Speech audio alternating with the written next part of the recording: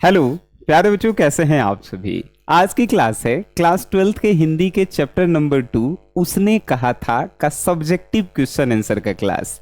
प्यारे बच्चों, हम लोग हिंदी या इंग्लिश के हर एक चैप्टर का 4 क्लास करते हैं। पहला क्लास में जो है लेखक परिचय होता है, दूसरा क्लास में इस पाठ के एक एक लाइन को हिंदी अर्थ समझाते हैं, और तीसरे क्लास में ऑब्जेक्टिव होता है, और चौथे क्लास में सब्जेक्टिव क्वेश्चन आंसर का क्लास होता है। और सब्जेक्टिव ऐसे आपको पढ़ाया जाता है कि आपको रटना ना पड़े, आपको जो है रिवीजन ना करना पड़े। आप 10 मिनट का ये क्लास देखेंगे और इस चैप्टर के जितने भी सब्जेक्टिव क्वेश्चन आंसर होंगे वो आपके दिमाग में फिट हो जाएंगे। विश्वास नहीं है तो इस क्लास को आप पूरा देखिए। आइए जी, आज की इस क्लास का पहला क्वेश्चन है जी, बताइए उसने कहा था कहानी कितने भागों में बटी हुई है। बस आंसर डालिए 5 भाग में। कहानी के कितने भागों में युद्ध का वर्णन है, तो कहानी के तीसरे, चौथे और 5वें भाग में युद्ध का वर्णन है। बात खत्म, आंसर खत्म।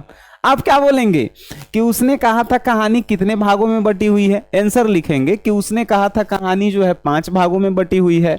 कहानी के कितने भागों में युद्ध का वर्णन है, तो कहानी के तीसरे, चौथे और 5वें भाग में युद्ध का वर्णन है। आंसर हो गया। दूसरा क्वेश्चन देखिए, कहानी के पात्रों की एक सूची बनाइए। मतलब कहानी में कौन कौन आदमी थे उनके नाम लिखना है। नहीं लिखिएगा जी।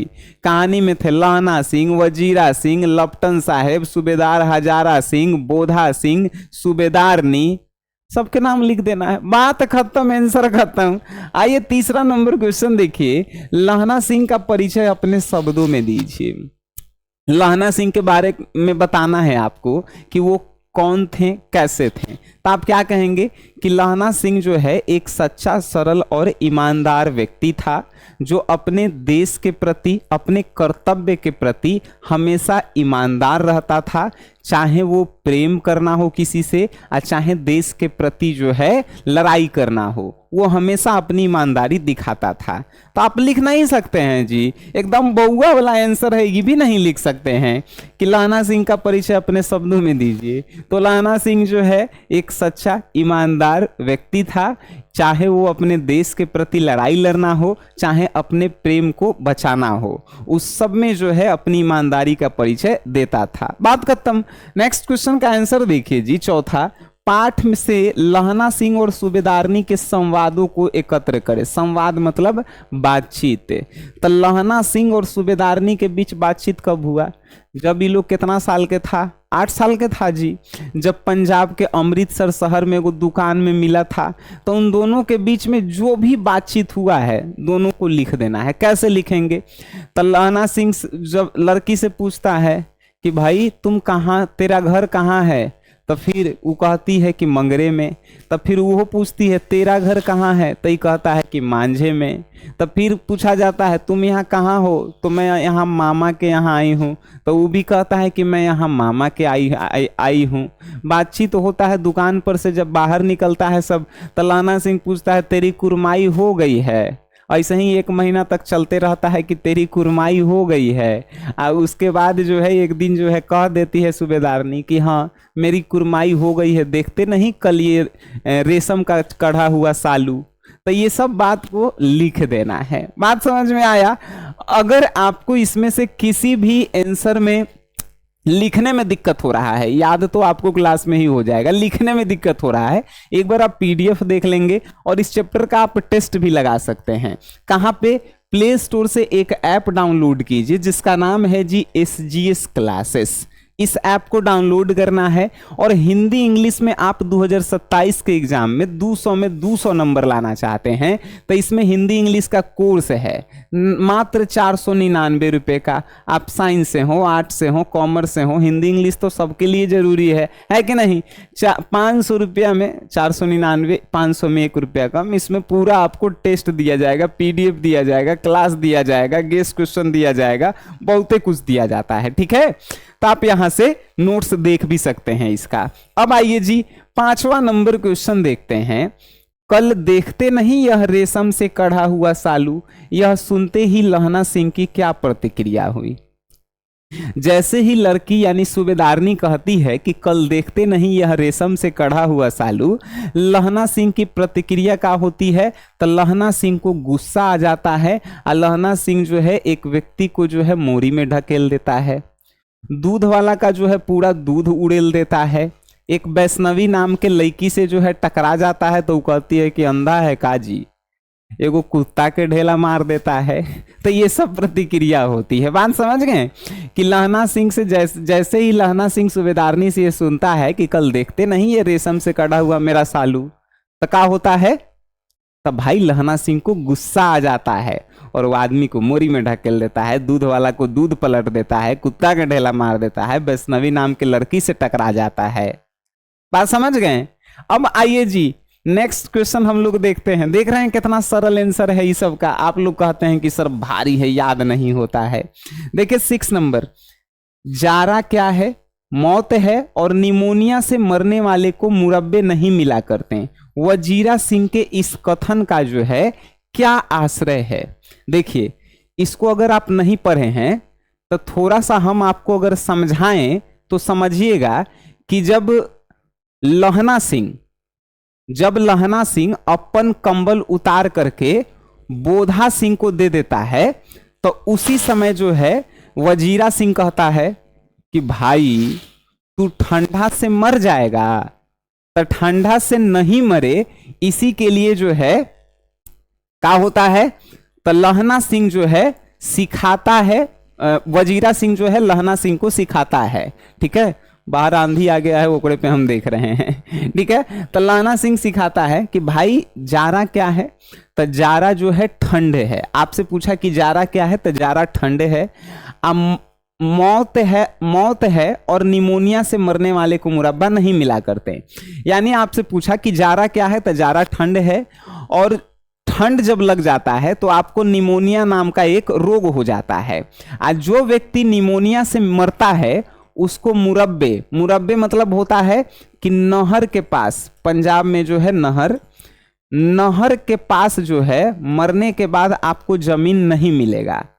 ठीक है, वजीरा सिंह के इस कथन का जो है यह मतलब है कि यदि आप ठंड से मर जाते हैं तो आपको जो है नहर के पास जो शहीद वाला जमीन होता है वो आपको नहीं मिलेगा। बात समझ में आ रहा है? ठीक है, इस कथन का यही मतलब है। अब एक लाइन में उत्तर आप दे सकते हैं कि जारा क्या है? जारा ठंड है और जारा से जो है ठंड से क्या होता है भाई? तो निमोनिया नामक बीमारी होती है। और जब निमोनिया से आप मरेंगे तो आपको नहर के पास जमीन नहीं मिलेगा, यानी मुरब्बे नहीं मिलेंगे। इस कथन का यही आश्रय है। बात समझ गए जी? आइए 7वां नंबर क्वेश्चन देखते हैं। कहती है तुम राजा हो, मेरे मुल्क को बचाने आए हो। वजीरा सिंह के इस कथन में किसकी ओर संकेत है? तो बताइए। तो वजीरा सिंह के इस कथन में जो है वजीरा सिंह गोरी मैम के ओर संकेत करते हुए कहता है कि जो यहाँ पे गोरी मैम है वो कहती है कि तुम राजा हो और मेरे मुल्क के तरफ से युद्ध करने आए हो, तो हम लोगों को बचाने आए हो। ठीक है, याद रखेंगे आप सभी कि कहती है तुम राजा हो, मेरे मुल्क को बचाने आए हो। वजीरा के इस कथन में किसकी ओर संकेत है? तो आप कहेंगे कि वजीरा के इस कथन में जो है लहना सिंह की ओर संकेत है कि लहना सिंह से कहता है कि वो जो गोरी मेम है वो कहती है कि आप लोग हमारे देश को बचाने आए हो, इसीलिए जितना मन तुम खाओ, जितना मन दूध पियो, आप मेरे भगवान हो। ठीक है जी। अब देखिए 8वां नंबर क्वेश्चन है कि लहना के गांव में आया तुर्की मौलवी क्या कहता है? सिंपल सा आंसर है कि लहना के गांव में आया तुर्की मौलवी कहता है कि भाई अंग्रेज वाला जो है तुर्की वाला क्या कहता है कि तुर्की वाला जो है वेद और पुराण पढ़ पढ़ के जो है पंडित हो गया है सब। अब विमान उड़ाने का जो है इन लोगों में गुण आ गया है। विमान मतलब जहाज उड़ाने का इन लोगों में गुण आ गया है। ये लोग जो है गौ यानी गाय को माता मानता है सब। अब भारत में आएगा सब तो गौ हत्या बंद कर देगा सब। फिर से सुनिएगा क्या कहा जा रहा है थी लहना के गांव में आया तुर्की मौलवी क्या कहता है, तो लहना के गांव में आया तुर्की मौलवी कहता है कि तुर्की वाला जो है वेद पुराण पढ़ पढ़ के पंडित हो गया है सब, उ सब जो है गाय को माता मानता है सब, अब भारत में आएगा सब तो का गौ हत्या को बंद कर देगा सब। तो ये बताओ पे जानते हैं लहना सिंह एकर जो है पूरा केस मूर करके जो है गधा पे बैठा के गांव में घुमा देता है ठीक है, तो ये वाला आप पढ़े होंगे। आइए नेक्स्ट जो है यहाँ पे सुनिए, अब यहाँ पे क्वेश्चन जो है 9 नंबर कहेगा कि लहना सिंह का दायित्व बोध और उसकी बुद्धि दोनों ही सराहनीय है, इस कथन की पुष्टि कीजिए। आप कैसे पुष्टि करेंगे बताइए जी, तो हम पुष्टि करेंगे कि लहना सिंह का दायित्व बोध और उसकी बुद्धि दोनों सराहनीय है। आप इस बात से जो है पुष्टि कर सकते हैं कि जब जर्मन लप्टन बन के यानी डुप्लीकेट लप्टन बन करके खंदक में जब आया था तो उस समय बोधा ने अपनी बुद्धि का इस्तेमाल करते हुए उसको मार गिराया, ठीक है, और अपनी बुद्धि का इस्तेमाल करते हुए अपने जो है साथियों का जान भी बचाया। तो आप कह सकते हैं कि लहना सिंह की बुद्धि और बोध है दोनों जो है खतरनाक है, ठीक है, आप कह सकते हैं कि नहीं। चलिए 10वां नंबर क्वेश्चन है कि प्रसंग एवं अभिप्राय बताइए। प्रसंग एवं अभिप्राय मतलब होता है कि इसका जो है आपको अर्थ बताना है, ठीक है। कहता है कि मृत्यु के कुछ समय पहले स्मृति बहुत साफ हो जाती है, जन्म भर की घटनाएं एक एक करके सामने आती है, सारे दृश्यों के रंग साफ होते हैं, समय की धुंध बिल्कुल उन पर से हट जाती है। इसका प्रसंग या अभिप्राय मीन्स मतलब बताना है। कैसे बताएंगे, तो कहेंगे कि प्रस्तुत पंक्तियां चंद्रधर शर्मा गुलेरी जी द्वारा रचित पाठ उसने कहा से लिया गया है, जिसमें कहा गया है कि जब आदमी मरने वाला होता है तब मरने के कुछ समय पहले जो भी पुरानी यादें होती है एक एक करके उनके मन में उनके सामने आते जाती है और वो सभी चीजें जो है सामने दिखाई पड़ती है। लेकिन अफसोस की बात है कि ये उनका आखिरी समय होता है, ठीक है। तो ये जो है इसका मतलब है। अब देखिए मर्म स्पष्ट करना है, मर्म मतलब भी अर्थ होता है सिंपल सी भाषा में, तो इसको भी आप कैसे, क नंबर कह रहा है, अब के हार में यह आम खूब फलेगा, चाचा भतीजा दोनों यहीं बैठकर आम खाना। आज जितना बड़ा भतीजा है उतना ही बड़ा ये आम के पेड़ हैं, जिस महीने उसका जन्म हुआ था उसी महीने मैंने इसे लगाया था। कितना एक सिंपल सा आंसर होगा भाई जी कि प्रस्तुत पंक्तियां चंद्रधर शर्मा गुलेरी जी द्वारा रचित पाठ उसने कहा था से लिया गया है, जिसमें लहना सिंह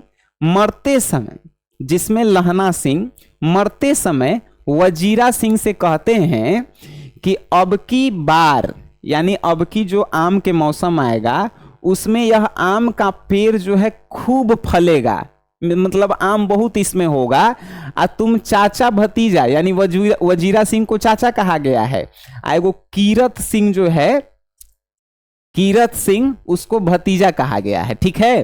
तो तुम चाचा भतीजा दोनों यहीं बैठ करके आम खूब खाना, जितना बड़ा तुम्हारा भतीजा होगा उतना ही बड़ा ये आम के पेड़ होगा, काहे कि आम के पेड़ उसके जन्म पर ही लगाए गए थे, ठीक है। इसका आंसर याद करे वाला है जी, कोई भी आंसर कि भाई प्रस्तुत पंक्तियां जो है चंद्रधर शर्मा गुलेरी जी द्वारा रचित पाठ उसने कहा से लिया गया है, जिसमें लहना सिंह वजीरा सिंह से कहते हैं कि अब की आम के मौसम में चाचा भतीजा दोनों खूब आम खाना, क्योंकि ये आम का पेड़ उसके जन्म दिवस पे ही लगाए थे, जितना बड़ा ऊ होगा उतना ही बड़ा आम का पेड़ होगा, ठीक है। तो इसमें कौन याद करने वाला बात है। ख नंबर देखिए, अब घर जाओ तो कह देना कि मुझे जो उसने कहा था वो मैंने कर दिया। ये भी कैसे लिखेंगे, प्रस्तुत पंक्तियां चंद्रधर शर्मा गुलेरी जी द्वारा रचित पाठ उसने कहा से लिया गया है, जिसमें लहना सिंह जो है सूबेदार से कहता है कि अब तुम घर जाओ, यानी युद्ध के लास्ट समय में जब लहना सिंह मरने वाला होता है तो लहना सिंह जो है सूबेदार से कहता है कि अब तुम घर जाओ और कह देना कि सूबेदारनी ने मुझे जो करने के लिए कहा था वो मैंने कर दिया है। ठीक है, बस इतना ही आंसर। आइए 12 नंबर क्वेश्चन का आंसर देखते हैं। कहानी का शीर्षक उसने कहा था क्या सबसे सटीक शीर्षक है? अगर हाँ तो क्यों, या आप इसके लिए कोई दूसरा शीर्षक सुझाना चाहेंगे? अपना पक्ष रखें। ऐसा कभी भी क्वेश्चन पूछे कि कहानी का शीर्षक जो है उसका नाम जो है क्या सटीक शीर्षक है कि नहीं है, तो आपको सटीक ही बताना है। अगर आप गलत बताएंगे तो जो भी इसके लेखक हैं आप समझिए कि उनसे आप अपने आप को बड़े मान रहे हैं। ठीक है, तो गलत नहीं बताना है। तो क्या कहेंगे? कहानी का शीर्षक उसने कहा था सबसे सटीक शीर्षक है क्योंकि लहना सिंह इस कहानी का प्रमुख पात्र है और लहना सिंह के बचपन में जो उसकी सूबेदारनी थी उसने जो भी कहा उसको लहना सिंह अपने जीवन के अंतिम समय मरते दम तक पूरा किया है। तो इस कहानी का जो शीर्षक यानी नाम है उसने कहा था वो बिल्कुल सटीक शीर्षक है। ठीक है, बात समझ गए? चलिए नेक्स्ट क्वेश्चन का आंसर कि उसने कहा था कहानी का केंद्रीय भाव क्या है, वर्णन करें। मतलब ये पूरे कहानी का केंद्रीय भाव क्या है, मतलब इस कहानी से आप क्या समझे, क्या सीखने को मिला। हम कहेंगे कि इस कहानी का केंद्रीय भाव यही है कि इस कहानी से हमें यह सीख मिलती है कि अपने कर्तव्यों के प्रति हमें हमेशा ईमानदार रहना चाहिए, चाहे वो देश के प्रति हो, चाहे अपने प्रेम के प्रति हो, चाहे अपने परिवार के प्रति हो। हमेशा अपने आप को ईमानदार और पूरा मेहनत से अपना कर्तव्य करते रहना चाहिए। यही इस कहानी का जो है केंद्रीय भाव है। अब इस 13 गो क्वेश्चन में से कौन सा ऐसा क्वेश्चन रहा जो आपको याद नहीं हुआ? ये पूरा जो है वीडियो आप एक बार दोबारा देखिए और देखिए कि आपको कौन सा क्वेश्चन याद नहीं हुआ। और आप अगर रियल में सीरियस हैं बोर्ड एग्जाम में बेहतर नंबर लाने के लिए तो आप जो है 499 रुपए का कोर्स SGS क्लासेस से जो है जरूर ले लीजिए। आप ही के लिए जो है भलाई का बात हम कर रहे हैं। ठीक है जी। और आप नेक्स्ट वीडियो चाहते हैं चैप्टर नंबर 3 संपूर्ण क्रांति का सब्जेक्टिव का, तो आप हमें कमेंट बॉक्स में जरूर बताइए। मिलते हैं हम लोग नेक्स्ट क्लास में, तब तक के लिए टाटा बाय बाय, धन्यवाद आप सभी लोगों का।